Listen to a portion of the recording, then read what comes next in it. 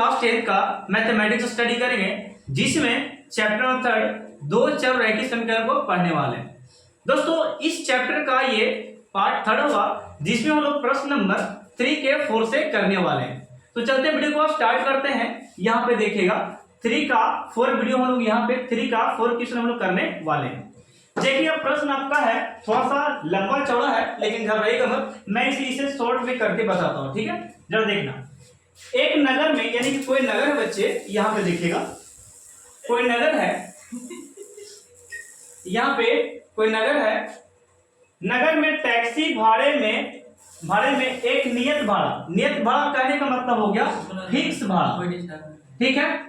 Fix भाड़ा यानी कि नियत कहने का मतलब फिक्स जो होता है कि कहीं पे हम लोग रिजर्व करके जाते हैं ना, तो उसे फिक्स कर सकते हैं, नियत बोल सकते हैं।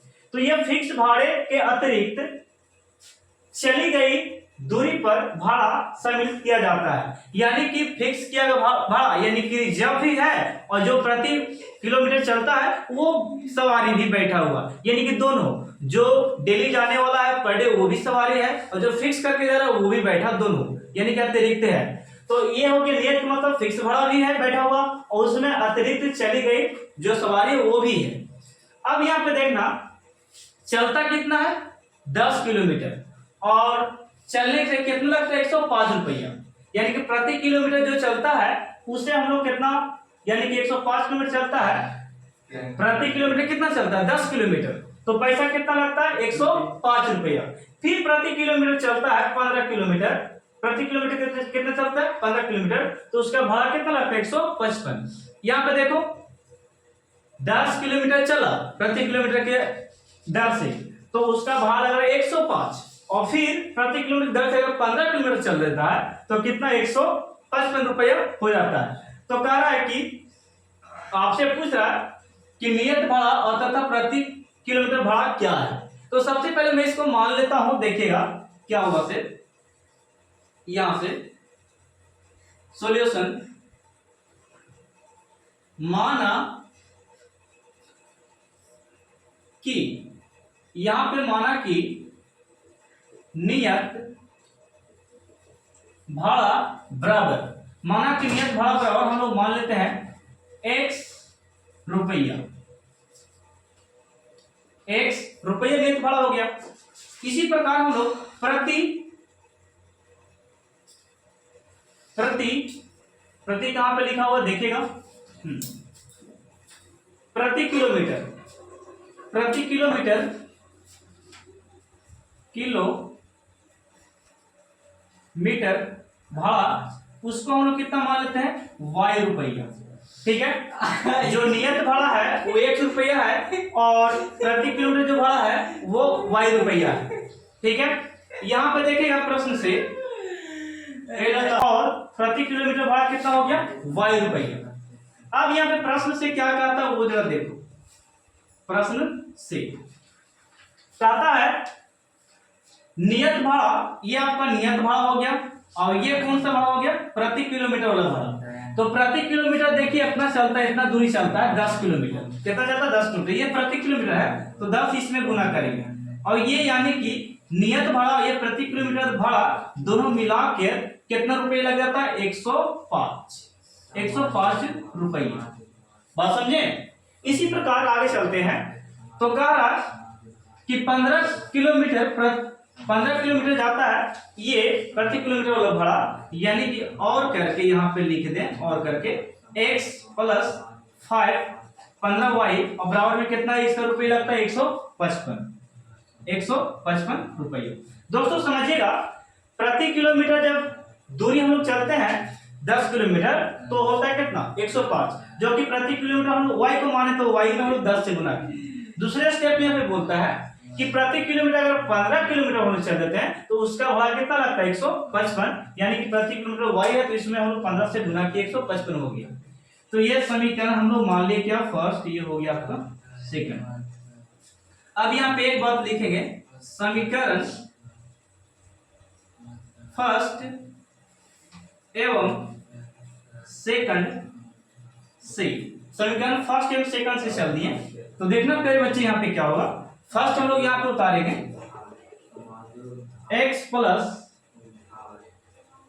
10y बराबर 105 और x प्लस 15y बराबर यहाँ पे हो गया x प्लस 15y बराबर हो गया 155। अब इसको सब्ट्रैक्ट कर सकते हैं, यहाँ पे सब्ट्रैक्ट में देखना, ये प्लस में है यहाँ पे तो ये माइनस में कर सकते हैं, प्लस है तो माइनस, ये प्लस है तो माइनस, ये कट गया प्यारे बच्चे। तो 15 में से 10 घटाइएगा तो माइनस यहाँ पे कितना बचेगा 5y, ठीक है। और यहाँ पे घटाइएगा 5 में से 5 गया तो ये 0, 5 में से 0 जाएगा तो यहाँ 5, 1 में से 1 जाएगा तो 0, यानी कि -50। ये माइनस से माइनस कैंसिल हो गया और 15 कितना 50, यानी कि 10 रुपया निकल गया। यानी कि प्रति किलोमीटर भाड़ा जो है 1 किलोमीटर भाड़ा, 1 किलोमीटर जब चलते हैं तो कितना रुपये खर्च होता है 10 रुपया। 1 किलोमीटर कितना 10 रुपया लगता है। ओके, यही वाला मान को हम लोग फर्स्ट में रखें चाहे सेकंड में तो x का मान निकलेगा। तो लिखेंगे यहाँ पे समीकरण फर्स्ट में x का मान रखने पर, समीकरण फर्स्ट में x का नहीं सॉरी y का मान रखने पर, फर्स्ट में किसका मान रखने पर y का। तो फर्स्ट समीकरण कौन वाला है आपका, देखिए ये वाला है। तो हम लोग रखेंगे x प्लस 10y बराबर 105 हो गया। देखिएगा यहाँ पे x प्लस 10y बराबर कितना हो गया 105, यानी कि समीकरण फर्स्ट में हम लोग y का मान रखने वाले हैं। तो ये वाला जगह पे यहाँ पे y वाले जगह पे बैठाएंगे ये वाला 10 का मान बैठाने वाला है। तो देखो यहाँ पे बैठाते हैं, लिखेंगे चूंकि x प्लस 10y बराबर में है 105। ये वाला समीकरण फिर से मैंने यहाँ पे लिख दिया।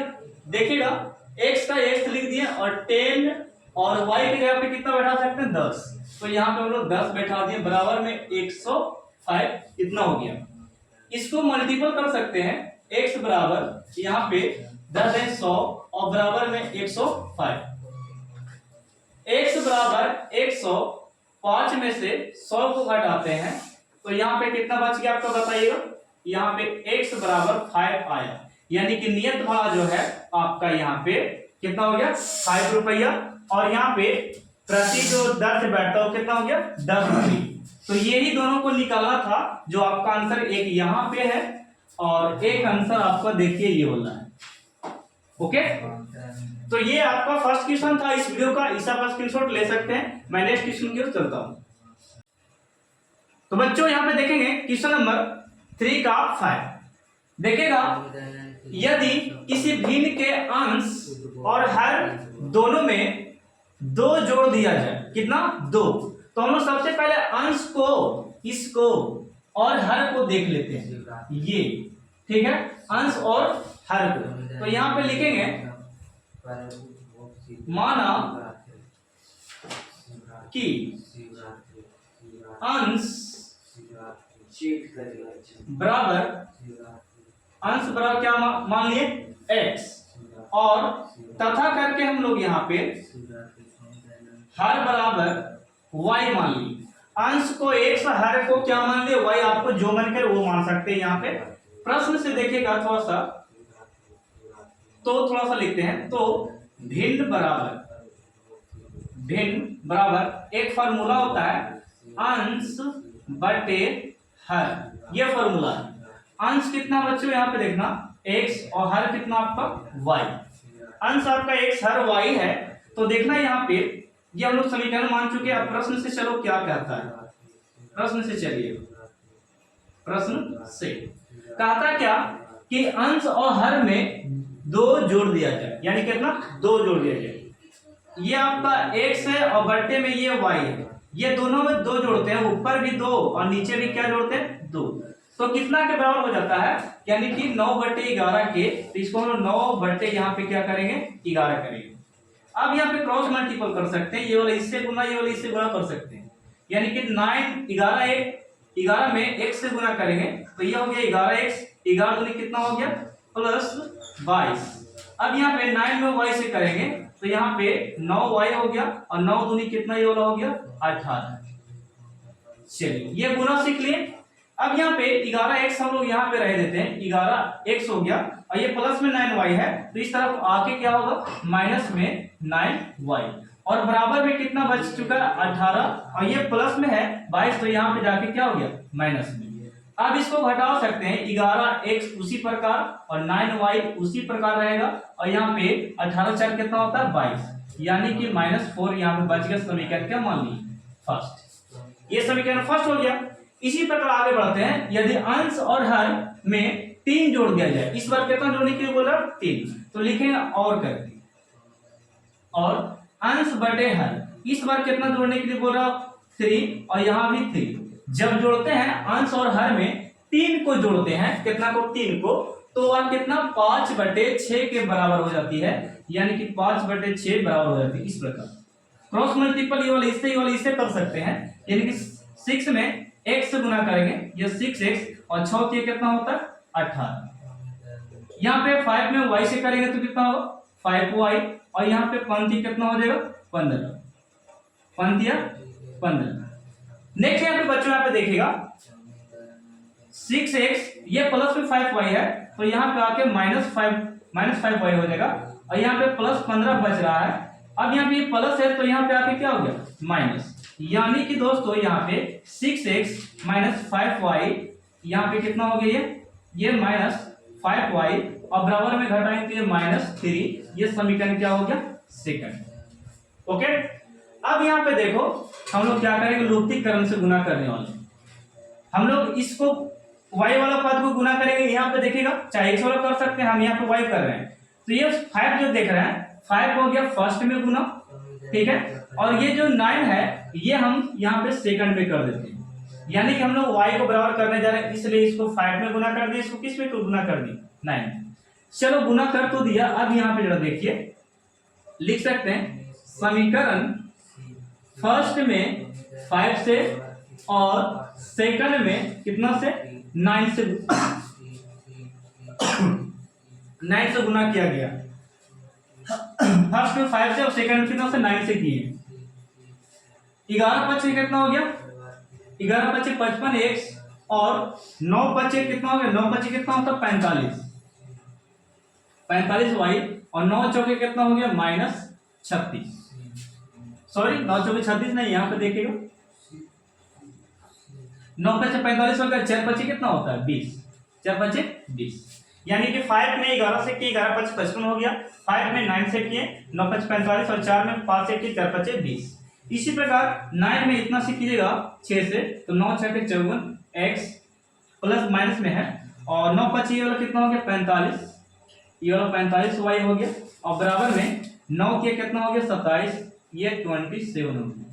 चीज को चेंज, ये प्लस है तो माइनस, ये माइनस है तो प्लस और ये माइनस है तो ये हो गया प्लस, ये दोनों बराबर हो गया, जिसको हम बराबर करना चाहते हैं तो वो बराबर हो गया। अब 55 में से 54 को घटाएगा तो यहाँ पे केवल आपको यहाँ पे एसयू भी मतलब सब्ट्रैक्ट हो गया, घटाओ, यहाँ पे 55 में से 54 घटाओ तो यहाँ x बराबर यहाँ पे 27 में से 20 घटाओ तो यहाँ पे केवल 7 बचेगा, कितना बचेगा 7, यानी +27 था तो 27 में से 20 घटाए तो 7 बच गया। यही वाला हम लोग फर्स्ट में मान रख सकते हैं। मैं इसे इरेज कर रहा हूँ थोड़ा सा, इसका स्क्रीनशॉट ले सकते हैं, हटा रहा है इसको। चलिए देखिए ये फर्स्ट समीकरण है आपका, ये वाला ये फर्स्ट है, इसी में हम लोग रख देते हैं x का वैल्यू।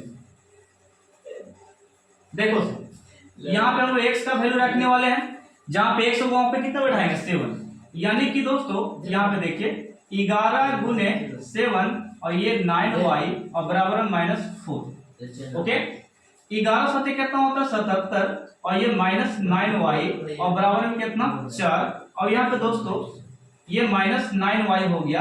अब ये 77 उस तरफ जाएगा तो माइनस कितना हो जाएगा -77, उसको आप जोड़ सकते हैं, कितना जोड़कर हो गया ये हो गया आपका 81, -81, माइनस माइनस कैंसिल हो गया, 9 9 कितना हो गया 81, 9 12 यानी कि y का वैल्यू कितना आ गया 9। तो ये था आपका x वाला आंसर और ये था आपका y वाला आंसर, यानी कि भिन्न बराबर बोले, आपको भिन्न निकालने के लिए बोला गया। देखिए भिन्न बराबर लास्ट में लिख लीजिएगा। अतः भिन्न बराबर अंश बटे हर। अंश को आप x माने और हर को y माने, तो x का वैल्यू कितना 7 है, तो ऊपर में 7 हम लोग लिख सकते हैं, और हर का मान कितना 9 है, तो ये हम लोग 9, ये हो गया आपका एक भिन्न, ये हो गया अंश। ये 3 का एक लास्ट क्वेश्चन अब बचेगा, तो इसे आप स्क्रीनशॉट ले सकते हैं। मैं अगले क्वेश्चन की ओर बढ़ते हैं, ठीक है उसको। तो बच्चों हम लोग यहाँ पे इस वीडियो का ये लास्ट क्वेश्चन होगा, और ये एक्सरसाइज का भी लास्ट क्वेश्चन होगा, ठीक है 3 का 6। देखिए सबसे पहले मैं आपको ये समझा दूं, यहाँ पे एक पुत्र है और एक पिता है, ठीक है। तो पुत्र और पिता को हम बाद में समझाते हैं। सबसे पहले मैं आपसे पूछता हूं कि यदि वर्तमान की बात किया जाए, वर्तमान की, अभी की, वर्तमान मतलब अभी जो चल रहा है ना, इस समय की बात करते हैं। वर्तमान में अभी आपका उम्र जो है बच्चे, यहाँ पे मान लेते कि 1 वर्ष है। कितना है 1 वर्ष, ठीक है 1 वर्ष अभी वर्तमान में आपका उम्र है। यदि आपसे पूछें कि 5 साल बाद क्या हो जाएगा, 5 साल बाद, यानी कि अभी 1 है तो 5 साल बाद कितना होगा, तो बाद अगर पूछिए आपसे तो आप क्या कीजिएगा, सर अभी तो 1 सही है, 5 साल बाद में हम 5 साल यहाँ पे 5 का करेंगे, जोड़ देंगे 5 साल बाद, ठीक है।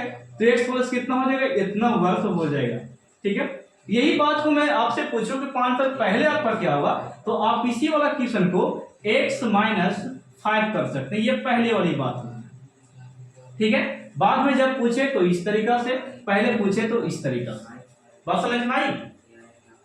अब यहाँ पे आओ आपसे एक सवाल और कि यहाँ पे अभी आपको उम्र मान लेते कितना y वर्ष, 10 साल बाद आपका क्या होगा, तो 10 साल बाद जब पूछे तो इसमें 10 केवल क्या करना है, जोड़ देना है, तो ये आगे का उम्र होगा। 10 साल पीछे अगर पूछे तो ये आप लिख सकते हैं y माइनस 10 वर्ष, ये हो गया। आगे पीछे बोलेगा तो आप इस तरीका से कर सकते हैं, बात समझ में आ गया। इसी तरह का हम लोग प्रश्न यहाँ पे करने वाले हैं, जरा देखना, ओके देखिएगा। करा 5 वर्ष बाद जैकब की आयु उसके पुत्र की आयु से 3 गुनी हो जाएगी। पुत्र की आयु से हम लोग यहाँ पे मानेंगे, माना कि जैकब की आयु हम लोग मान लेते हैं 1 वर्ष, ये हो गया जैकब की आयु हो गया दोस्तों, ठीक है 1 वर्ष हो गया, हम लोग मान चुके हैं। अब ये उसके पुत्र को मान लो, पुत्र की आयु y वर्ष, कितना है y वर्ष, पिता का x वर्ष और पुत्र का y वर्ष, ये वर्तमान का उम्र है, ठीक है। प्रश्न से चलिएगा, काची बोलता है प्रश्न से कहा था 5 साल बाद दोनों का उम्र, बोल सकते 5 साल बाद, 5 साल बाद ये 5 साल ये बाद, 5 साल बाद चल देते हैं x प्लस 5 और यहाँ पर y प्लस 5। तो आप बताओ 5 साल बाद दोनों में चल दिए, तो क्या कहता है 5 साल बाद पुत्र की आयु से कितना गुनी हो जाता है, 3 गुनी, यानी कि पुत्र की आयु कौन वाला है बताओ, पुत्र की आयु ये वाला है, तो इसमें कितना गुना कर देंगे, 3 गुना हो जाएगा, बात समझ गए। अब यहाँ से देखो क्या करेंगे, x प्लस 5 और यहाँ पे 3 में y से गुना करेंगे 3y, और ये 3 में 5 से गुना करेंगे तो ये 5 दिया 15। इसी प्रकार यहाँ पे x को रह देते हैं और ये 3y प्लस में है, तो यहाँ पे आके क्या हो जाएगा माइनस में 3y और बराबर में कितना हो गया 15। ये प्लस है तो यहाँ पे आके क्या हो गया माइनस। अब उसको घटा सकते हैं कि x माइनस 3y बराबर कितना हो गया 10। इसको समीकरण क्या मान लेंगे, फर्स्ट। ये हो गया समीकरण क्या, फर्स्ट। इसी प्रकार आगे की ओर बढ़ते हैं। 5 वर्ष पूर्व, 5 वर्ष पूर्व मतलब होता है पहले, पूर्व मतलब क्या होता है पहले, हाँ। तो 5 वर्ष पहले की बात करते हैं, तो इसको आप लिख सकते हैं तथा करके x माइनस 5 और y, x माइनस 5 5 वर्ष पहले की बात है, x माइनस 5 और y माइनस 5, 5 वर्ष पहले की बात कर रहे हैं। 5 वर्ष पहले पूर्व जैकब की आयु पुत्र की आयु की 7 गुनी थी। कितना गुनी? 7 गुनी, यानी पुत्र की आयु कौन वाला है? ये कि ये, तो ये है, तो इसमें हम लोग 7 गुनी कर दिए। ठीक है, अब यहाँ पे गुना कीजिए मेरे साथ, x माइनस 5 और 7 में y से गुना किए 7y और 7 में 5 से किए, यानी कि 7 पचे कितना हो गया? 35।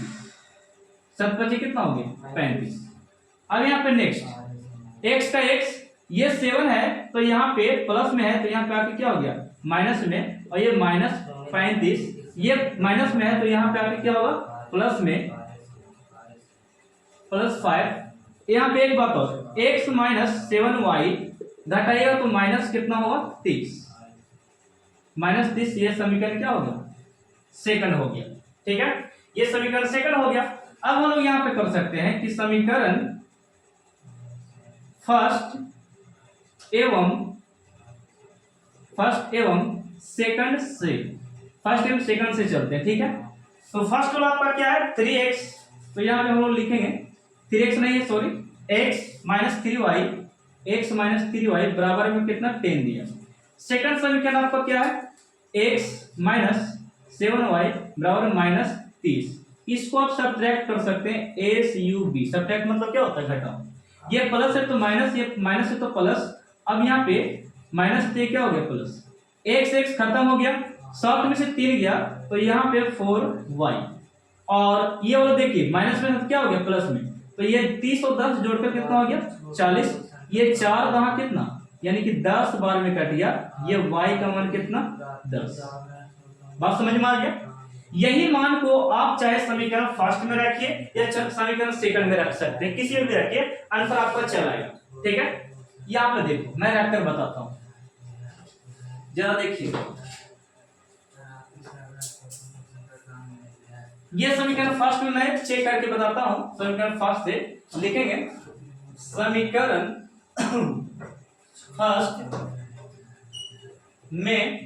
फर्स्ट में y का मान रखने पर, y का मान रखने पर तो क्या होगा बताओ?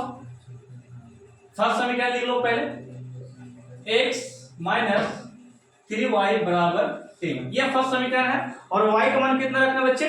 10। तो यहां पर हम लोग लिख सकते हैं x माइनस 3 गुने 10 और बराबर में कितना है? 10। ओके, यहां पे करो, x का x 10 या 30 और बराबर में कितना हो गया? 10। ये माइनस में तो उस तरफ जाके क्या होगा? प्लस में, यानी कि हम लोग यहाँ पे लिख सकते हैं x बराबर 10 प्लस 30, यानी कि x बराबर हो गया 40 वर्ष। कितना? 40 वर्ष। और y का कितना निकला है? अतः करके लास्ट में लिख सकते हैं, अतः x, अर्थात x को क्या माने थे आप? माने थे जैकब, x यानी कि जैकब। कितना हो गया x का? यानी कि 40 वर्ष। उसके पिता का आयु कितना था जैकब का? 40 वर्ष था वर्तमान में, और उसके पुत्र का कितना वर्ष था जैकब का? y यानी कि 10 वर्ष। उसके पुत्र का 10 वर्ष था। ठीक है, ये हो गया पिता और ये हो गया पुत्र, ये हो गया दोनों आपका क्या? आंसर। इसे आप स्क्रीनशॉट लो और वीडियो को ज्यादा शेयर कर सकते हैं। ये लास्ट था इस एक्सरसाइज का। हम लोग अगले एक्सरसाइज में चलेंगे, तो इसे आप स्क्रीनशॉट लेकर क्या क्या नोट्स कर लीजिए और प्रैक्टिस भी कर लेना। ठीक है, इस तरह के प्रश्न आपको बिहार बोर्ड एग्जाम में पूछे जाते हैं। 5 मार्क्स में इस तरह के प्रश्न आने के चांसेस है। ठीक है, पिता और पुत्र वाला पूछे जाते हैं और अंश और हर वाला भी पूछे जाते हैं। तो थैंक यू आप लोगों को देखने के लिए। इसे आप स्क्रीनशॉट ले लीजिए।